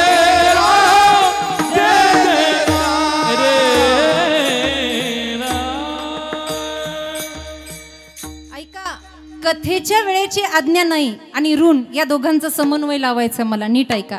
देवाचं ऋण फेटू शकत नाही, संतांचं ऋण फेटू शकत नाही, आईबापांचं ऋण फेटू शकत नाही. पण वारकरी संप्रदायामध्ये ती ऋण फेडण्याची उपाययोजना केली. म्हणे काय करा? फक्त भजन करा. या तिघांचेही ऋण फेडतात. फक्त भजन करा. अहो भजन केल्यानं काय होईल? काही नाही. अत्यंत प्रकारच्या दुःखाची निवृत्ती होते आणि परमानंद रूपी सुखाची प्राप्ती होते. अज्ञान जातं आणि ज्ञान प्राप्त होतं. आणि ज्या कुळात एखादा ज्ञानी जन्माला आला त्याच्या पिढ्याचा उद्धार होतो. म्हणून हे सगळं करायचंय. ऋणही फिटतं आणि भगवंताचं नामस्मरणही होतं. म्हणून अखंड आयुष्य जगताना भगवंताचं भजन करावं.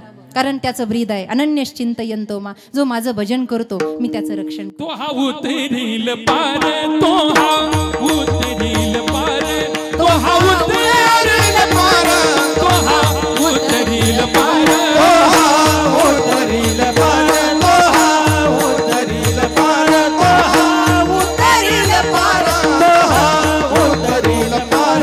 भावा तुझर नदीचा, भावा तुझर नदीचा, तो हा उतरील पार, तो हा उतरील पार, तो हा उतरील पार, तो हा उतरील पार, तो हा उतरील पार, तो हा उतरील पार. म्हणून शरण जावे सर्व भावे देवासी, तो हा उतरील पार. बहु आहे करुणावंत अनंत हे. तुका म्हणे साक्षी आले तरी हे केले. उभयत होती उभयत. देवाची आराधना करायची मुलबाळ नाही.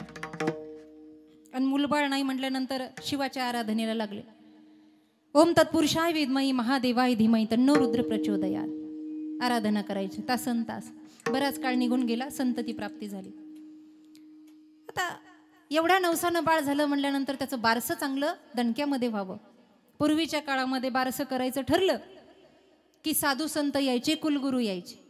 आणि कुलगुरू आले, साधू संत. कुलगुरू म्हणजे कोण? जे आपल्या आजोबा पंजोबाचे गुरु, जे आपल्या आई बापाचे गुरु, ते आपले गुरु. बारशाच्या दिवशी कुलगुरूने यावं आणि गंध लावून पाळण्यातच गळ्यात माळ. आता येते का बारशाला कुळगुरू? त्यांना माहित नाही बारसं कधी. कुळगुरू आले आणि बाळ असं हातामध्ये घेतलं आणि त्याच्या मस्तकावरच्या रेघा पाहिल्या आणि त्यांनी सांगितलं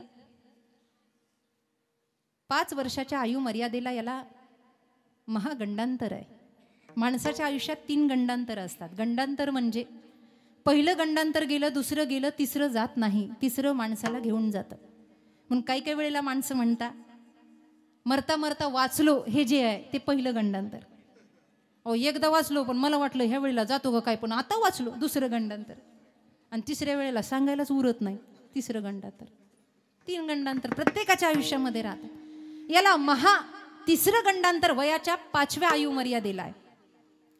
मला सांगा, नवसानं बाळ झालं ना असं ऐकल्यानंतर काय पटकन आई खाली पडली, छातीला बाळ लावलं आणि रडायला लागली. काय करावं, काय करावं.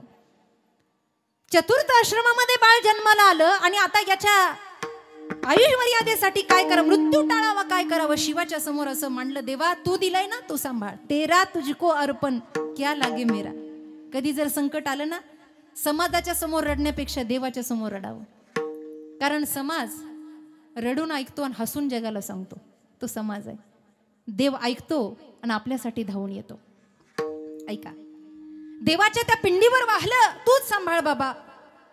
2-4 वर्ष चिंतेमध्ये निघून गेले. पुण्य एकत्र झालं. 4 वर्ष ही मंडळी साधी बसली नाही. सकाळपासून संध्याकाळपर्यंत अनुष्ठान मांडायची देवासमोर आणि पंचाक्षरी मंत्राचा जप करायची. त्या पुण्याईनं पूर्वीच्या काळामध्ये नारदांचं आगमन असायचं. नारदाची स्वारी. आताही नारदाची स्वारी येते पण आपल्या डोळ्यात मोतीबिंदू असल्यामुळे आपल्याला दिसत नाही. आजही येते. मलाही नाही, तुम्हालाही नाही. त्याचं ऑपरेशन झाल्याशिवाय दिसणार कसं? आजही येते बाबा. त्यांना बोलवा तुम्ही. नारदजी आले आणि प्रवेश केला. लेकरू जरासं मोठं झालं होतं. 4.5 वर्षापर्यंत त्याची आयु मर्यादा झालेली होती. चालत होतं, बोबडं बोलत होतं. अशा अवस्थेमध्ये आई बापांना सांगितलं, बाळा शेंडीवाले बाबा घरात आलेत ना, आता पळत जा आणि त्यांच्या पायाला. हे आई बापाचं वळण आहे. महाराज मंडळी घरात आली, हे जुनं वळण आहे, आत्ताचं नवीन नाही. महाराज मंडळी घरात आली की चिमुकल्यांना आणून त्यांच्या पायावर वाहलं पाहिजे. पण त्या बापाला सांगावं लागतं, अरे महाराज आले, कार्टून बंद कर. मग त्याला वाटतं हे कार्टून कुठून आलं. ते आमच्याकडे बघत बसतं.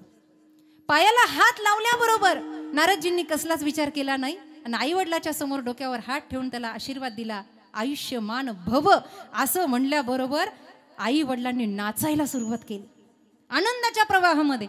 नारदजी म्हणले, काय झालं बोय, काय झालं? काय नाही म्हणे महाराज, याचं महागंडांतर आहे 5 वर्षाच्या आयुला. 4.5 वर्षाचं झालं, 5-6 महिने बाकी राहिले आणि तुम्ही डोक्यावर हात ठेवून आयुष्यमान भव म्हणले. तुमचा शब्द टाळता येत नाही. तुम्ही संत आहात. आता हे सगळं भार तुमच्या डोक्यावर. नारदजी म्हणले, कुणी कुठून बुद्धी सुचली यांच्या घरात. कधी कधी असं होतं आम्हाला सुद्धा. करायला गेलं गणपतीन झाला मारुती. हे कुणी कुठून बुद्धी सुचली म्हणे यांच्या घरामध्ये आलं हे डोक्यावर. नारदजींनी उपनिषद गायली, शास्त्र गायली, प्रमाण गायली, वाङ्मय वाचलं, वेद पुराण अनुष्ठान सगळं झालं. या काळामध्ये अनेक वेळांचा प्रवाह निघून गेला, बराच काळ निघून गेला. काय करावं? मग नारदजींना युक्ती सुचली. थोडा वेळ बाकी होता. नारदजी म्हणले, बाळा चल. आई वडील म्हणले, कुठे घेऊन चाललात? नारदजी म्हणले, घरात ठुलं तर मरण, माझ्यासोबत पाठवा. घेऊन जा म्हणले. लंगडी गाय बम्मन को दान, मरणारची घेऊन जा. घरात लयच किरकिर करायला लागलं. लोक म्हणते, तुमची संस्था आहे का, तुमच्या संस्थेत घेऊन जा. अरे चांगलं दिना, ते खोड्या करतं म्हणून संस्थेत घेऊन जा. चांगलं घरातलं पुंठुतंय, दाखीतच नाही पुन्हा आम्हाला. गेले. नारदजी जाता जाता त्याला म्हणतात, बाळा आल्या आल्या जसा मला धोका दिला ना तसा माझ्या बापाला द्यायचा. म्हणे कसं? एक पांढऱ्या दालीवाळा बाबा दिसेल म्हणे, आणि जसं जोरात धावत जायचं तसं त्यांच्या चरणांना स्पर्श करायचा. ब्रह्मदेव हातामध्ये माळ, डोळे बंद धावत गेले. आणि त्या बाळाने ब्रह्मदेवाच्या चरणांना जसा स्पर्श केला, ब्रह्मदेव म्हणले आयुष्यमान भव. नारदजी नाचायला लागले, सुटलो. आलं म्हणे यांच्या माथ्यावर. अरे पण प्रकरण काय आहे, काय झालं म्हणे, असं असं सगळं आहे, आता हे तुम्ही आणि हे बाळ. नारदजी म्हणले टाकलं का संकटात. ब्रह्मदेव म्हणतात नारदा काहीतरी करावं लागेल. मग काय, चला म्हणे, सत्ता ज्याची मी तर निर्माण करतो म्हणे, प्रवाह सत्तेचा श्रीहरी विष्णूचा आहे. हे दोघं तिघे तिकडे श्रीहरींच्या दरबारामध्ये गेले.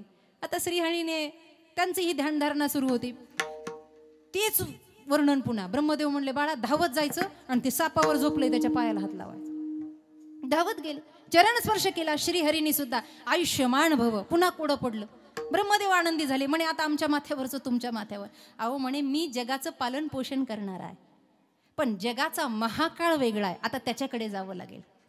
चला, ही सगळी यात्रा कैलासावर गेली आणि कैलासावर गेल्यावर सगळी घटित घटना भगवान भोले बाबांना कळाली. आता ते भोले आहेत महाराज, शिव भोळा. आहा हा, ते भोळं दैवत आहे, कसं रक्षण करेल ना हे त्याचं त्याला. तो रावणासारख्यावर प्रसन्न होतो, आपल्यासारख्यावर होणार नाही का. रावण एवढा वाईट होता तुम्हाला कोणी सांगितलं. सकाळी उठल्या उठल्या रावण ब्रह्ममुहूर्तामध्ये त्रिपुंड लावत होता. आताच्या लोकांचे डोके पाहिले तर हिंदू आहेत का. पुढचं बोलत नाही मी.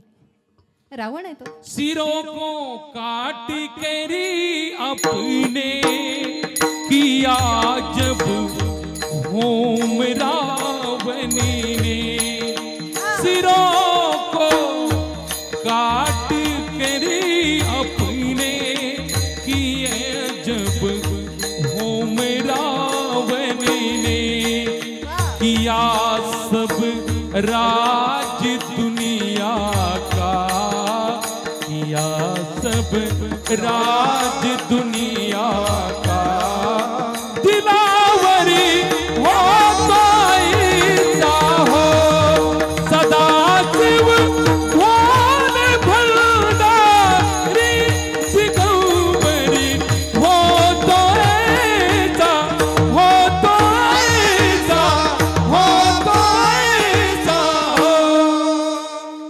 हवन विधी केलेत, मस्तक काटून काटून. पूर्वीचे राक्षस एवढी साधना करायचे महाराज. भोले बाबा प्रसन्न झाले आणि ते म्हणले बाळा काळजी करू नको. त्याला जवळ घेतलं, मांडीवर बसवलं. त्याचा काळ जवळ आलेला होता. शिवलिंग शिवानेच त्यांच्या हातामध्ये दिलं आणि सांगितलं ऐक, आता तू महामृत्युंजयाचा जप प्रारंभ कर. ओम त्र्यंबकम यजामहे सुगंधिम पुष्टिवर्धनम उर्वारुकमिव बंधनात मृत्युर्मुक्षी यमामृता. ओम हौम जूम सहा संपुट दिली आणि मागे पुढे संपुटासहित महामृत्युंजयाची आराधना आणि मंत्र उपदेश साक्षात शिवानं त्या बालकाला केला. तुला ज्या क्षणाला काळ दिसला बस या शिवपिंडीला मिठी मारायची आणि हा महामृत्युंजय म्हणायचा. काळ तुला बाधित करणार नाही, कथेच्या वेळेची आज्ञा नाही. ते आठविता पंढरी नायका आठविता. गंमत अशी झाली, काळ आला आणि त्या ठिकाणी त्याचा ग्रास घेणार एवढ्यात भगवंताची आराधना करणाऱ्या त्या बालकानं आव्हान केलं, महामृत्युंजयाची आराधना केली, संकल्प केला आणि शिवपिंडीला जशी मिठी मारली, शिवानं त्रिशूलानं काळ बाजूला फेकला. ते बालक तेव्हा तर गेलं नाहीच, पण महाप्रलयानंतर आजही ते बालक जिवंत आहे. त्यांचं नाव आहे मार्कंडेय नावाचे ऋषी. कथी आज्ञा नाही. दड दड दड दड तुडू तुडू तुडू तुडू दड दड दड तुडू तुडू तुडू बळ सुटला कलिकाला बापुडिया रे, बळ सुटला कलिकाला बापुडिया रे, शिवनाम चितळ मुखी सेविमा का पडिया रे, शिवनाम चितळ मुखी सेविमा का पडिया रे, शिवनाम चितळ मुखी सेविमा का पडिया रे, शिवनाम चितळ मुखी सेविमा का पडिया रे यार. असा काळाचा काळ महाकाळ वाचवतो तोच पांडुरंग आहे. तुकोबाराय म्हणतात रामायणातली एक चोपाई आहे, परबस जीव स्वबस भगवंता, जीव अनेक एक श्रीकंता. 5 प्रश्न विचारले होते भगवान रामचंद्रांना भैया लक्ष्मणाने. त्यातला 5वा प्रश्न आहे, पंचवटीमध्ये विचारला होता, दादा जीवामध्ये आणि शिवामध्ये अंतर काय, ईश्वरामध्ये आणि जीवामध्ये अंतर काय, जीव कसा आणि ईश्वर कसा? त्याचं उत्तर आहे, बाळा जीव हा पराधीन आहे, ईश्वर हा स्वतंत्र आहे. जीव अनेक आहे, ईश्वर मात्र एक आहे. आणि जीवाचं जर कल्याण हवं असेल तर जीवानं शिवाला शरणागतीमध्ये जावं, त्यातच त्याचा मोक्ष आहे. हा मोक्ष सिद्ध करत असताना पुराणाचा इतिहास समोर ठेवून महाराज म्हणतात, मला या देवाचं कौतुक वाटतं. 3रं चरण. या कारणे माझ्या विठोबाची कीर्ती, या कारणे माझ्या विठोबाची कीर्ती, या कारणे माझ्या विठोबाची कीर्ती, या कारणे माझ्या विठोबाची कीर्ती आहे ती जगती थोर आहे ती जगती थोर भगवती. हे सदा काळ गणना करी आयुष्याची, हो हो सदा काळ गणना करी आयुष्याची, सदा काळ गणना करी आयुष्याची, सदा काळ गणना करी आयुष्याची. युगे 28 विटेवरी उभा, वामंगी रुखमाई दिसे दिव्य शोभा. आज 28 युग झाले. महाराष्ट्र, भारत, जग, संपूर्ण विश्व याचं रक्षण पांडुरंग परमात्मा करतोय, देव करतोय. तुम्ही ज्या देवाला म्हणत असाल, सर्वांची रूपं वेगवेगळी आहे, परमात्म तत्व मात्र एक आहे. आणि म्हणून वारकऱ्यांचं हृदयस्थान, तुकोबांचं हृदयस्थान, त्यांच्या स्वतःचा अनुभव ते म्हणतात. कितीतरी संकट जगमान्य जगवंदनीय तुकोबरायांवर आली, पण वेळोवेळी निर्वाणी गोविंदू असे मागे पुढे. जेथे जातो तेथे तुम्हाला सांगते, जेथे जातो तेथे तुम्हाला सांगते, जिथे जातो तेथे तो माझा सांगा, जिथे जातो तेथे तो माझा सांगा. चालविसी हाती धरोनिया, चालविसी हाती धरोनिया, जिथे जातो तेथे तुम्हाला सांगते, तेथे तुम्हाला सांगते. तुकोबांचे 14 टाळकरी, तुकाराम महाराज, तुकोबरायांच्या अवतीभोवतीचं शिष्यमंडळ, नवे नवे महाराष्ट्राच्या स्वराज्याची स्थापना करणारा छत्रपती शिवाजी महाराज, या सगळ्यांना भगवंताच्या तदाकार स्वरूपाचा आस्वाद मिळाला तो फक्त तुकोबरायांमुळे. ज्या ज्या वेळेला संकट आली, आपण संसाराचं ध्यान करतो, दुःख आलं जगाला दाखवतो, तुकोबराय नाही. अंगावर पाणी पडलं, ए देवा जळे माझी काया, लागला वणवा, धावरे केशवा, माय बापा तुझ्याशिवाय मला कोण आहे देवा, कुणी नाही. आणि अशा अनंत संकटांचा रखवालदार, बस तुका म्हणे जीवासाठी देव पोटी पडेल.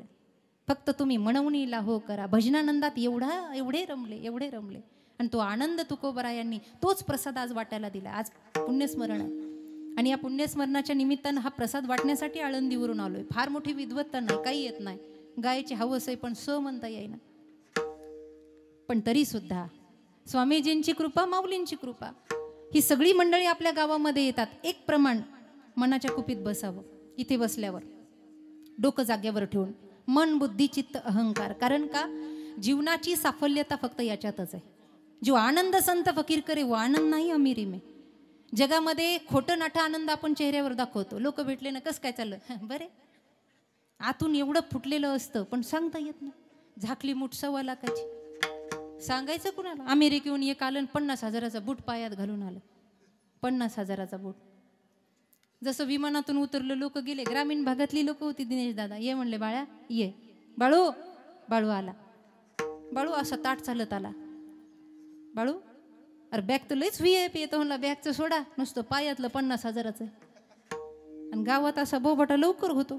लोक म्हणले बाळाच्या पायातला बूट 50,000चा आहे. अख्खी गावातले लोक बाळाला पाहायला नाही आले, बूट पाहायला आले. आणि ज्यांना येत नव्हतं ते म्हणले, असं करा, राहिलेल्या वेळात बाळाची मिरवणूक काढा, म्हणजे बूट तरी पाहायला. अख्ख्या गावानं बूट पाहिला, त्याच्यातले काही वाया राहिल्या होत्या. हे दिवसभर फिरलं लोकांना बूट दाखीत, 50,000चा बूट, उगच तोंडावर स्माईल, खोटी नाटी. आणि एवढं फिरलं उपाशी तापाशी, झोपलं दमून, दुसऱ्या दिवशी 10-11 वाजता उठलं आणि उठल्यानंतर अनवाणी पायानं बाहेर पडलं. सार्वजनिक नळावर बाया पाणी भरत होत्या. म्हणले बाळू तुझा बूट 50,000चा आहे जणू, आणि मग घरी का ठेवला? तो म्हणला दिसायला 50,000चा आहे, दिसायला देख नाही. काल मला कुठं कुठं कसं कसं चावलं माझी मला माहीत. वरून आनंद वाटतो, 8 चोहीकडे इंगळ विश्रांती नाही कोठे.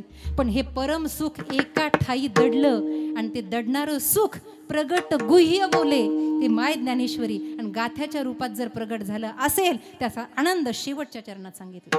तुका म्हणे जन्मा आलियाचे फळ, तुका म्हणे जन्मा आलियाचे फळ, तुका म्हणे जन्मा आलियाचे फळ, तुका म्हणे जन्मा आलियाचे फळ. तुका म्हणे जन्मा जन्मा आलियाचे स्मरावा गोपाळ तेची खरे स्मरावा,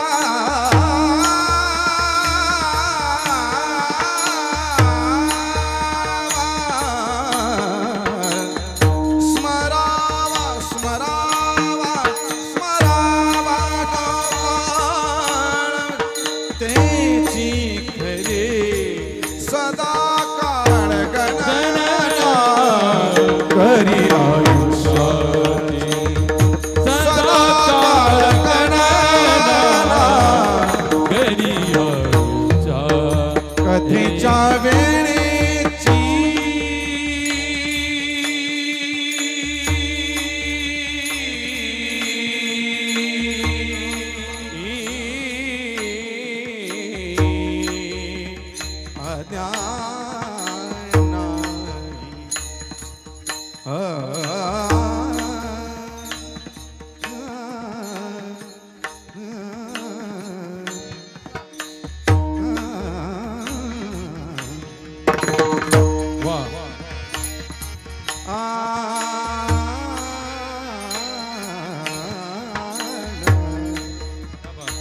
कधीच्या वेळेची आज्ञा नाही,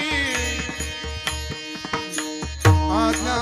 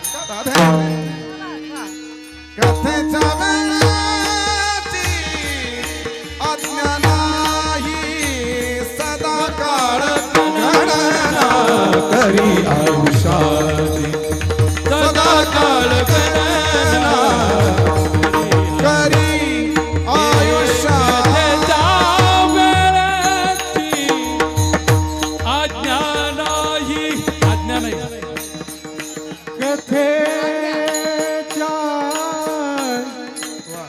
कथेच्या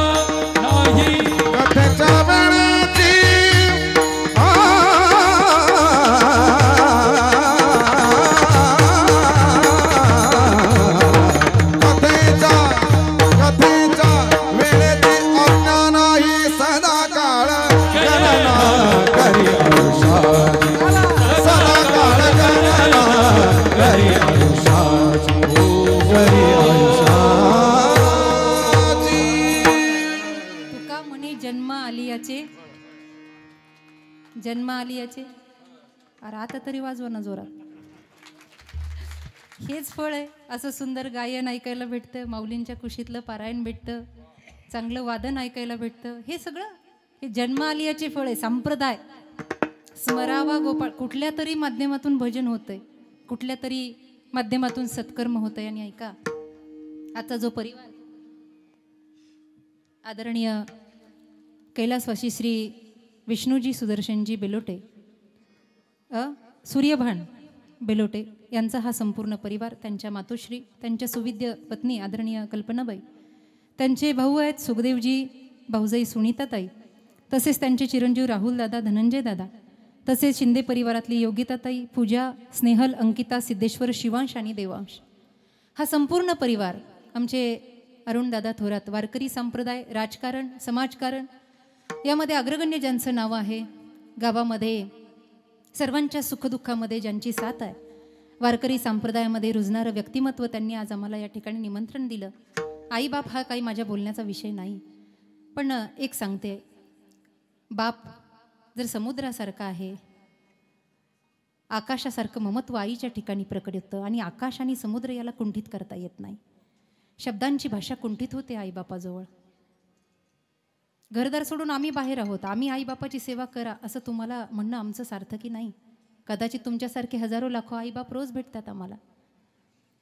आमचं पालनपोषण बाहेर झालं. मरकळजवळ, आळंदीजवळ मरकळ गाव आहे, तिथले उपसरपंच आहे सचिनदादा लोखंडे, त्याच्या वडिलांनी मला 17 वर्ष सांभाळलं.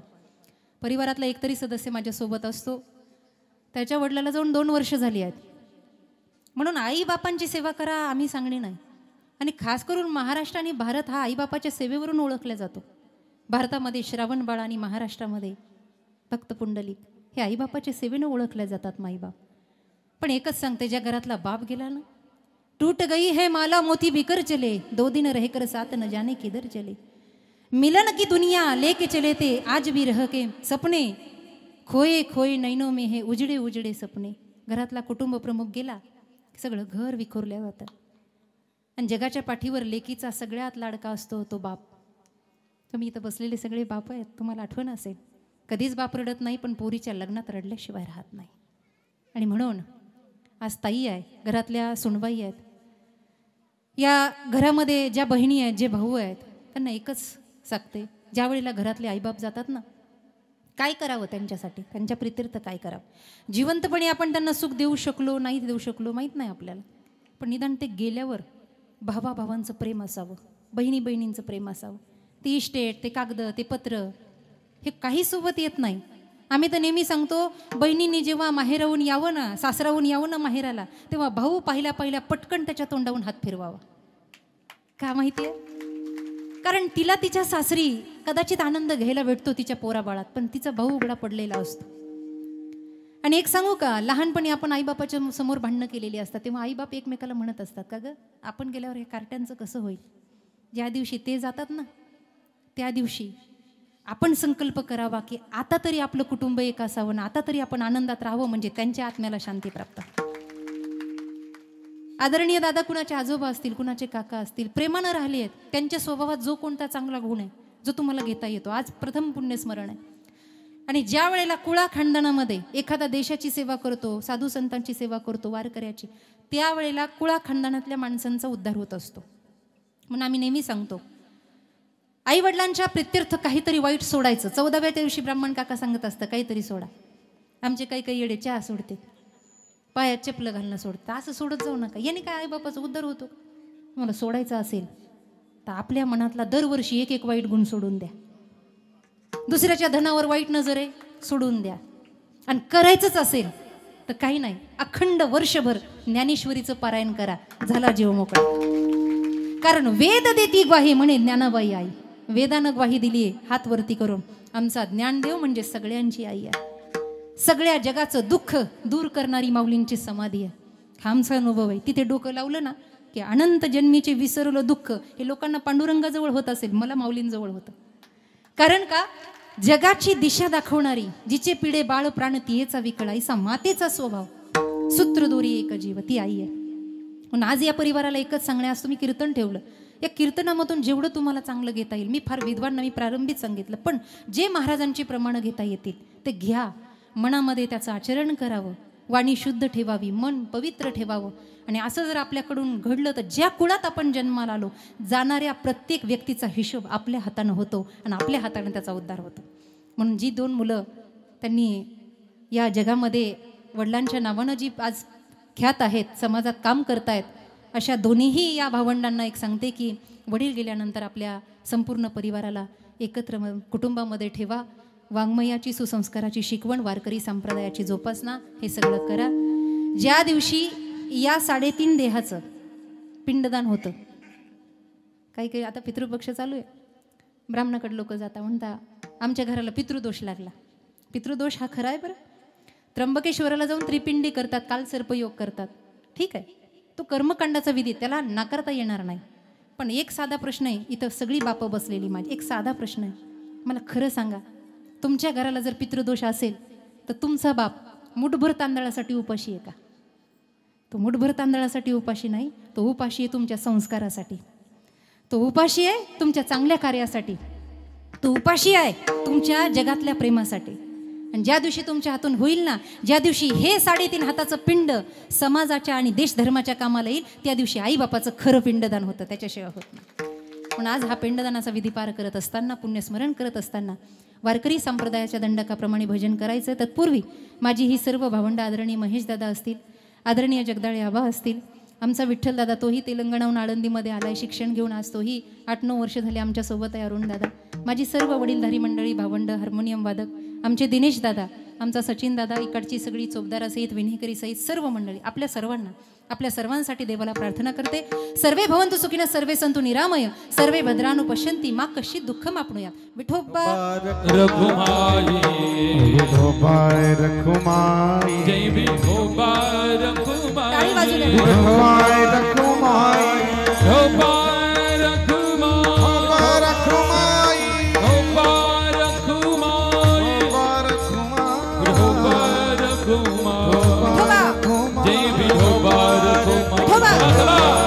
जय विठोबा चला लवकर. रघुमाई, चला चला चला, विठोबा रघुमाई, चला. जय विठोबा रघुमाई, विठोबा रघुमाई, कुंडली प्रतीक वरदारी विठ्ठल श्री ज्ञानदेव विश्वगुरु निवृत्तीनाथ महाराज त्र्यंबकेश्वर भगवान महारुद्र हनुमान गंगागिरी सद्गुरु नारायण गिरी महाराज की जय। ओ निवृत्ती राया निवृत्ती राया गोपानुता बाई दान सकया निवृत्ती राया माता निवृत्ती राया गोपानुता बाई दान सकया ज्ञानेश्वर माऊली ज्ञानराज माऊली तुकाराम ज्ञानेश्वर माऊली ज्ञानराज माऊली ज्ञानेश्वर माऊली ज्ञानराज माऊली तुकाराम ज्ञानेश्वर माऊली माऊली विठ्ठल जय जय विठ्ठल जय जय बोलिले ले गुरे वेडे गुरे उत्तरे क्षमा अपराध नाही उच्चारिला अधिकार में कामणे ज्ञानेश्वरा राधा हे ज्ञानदेव तुकाराम तुकाराम तुकाराम तुकाराम पुण्य भगवान वाले ज्ञानेश्वर महाराज की जय बोला।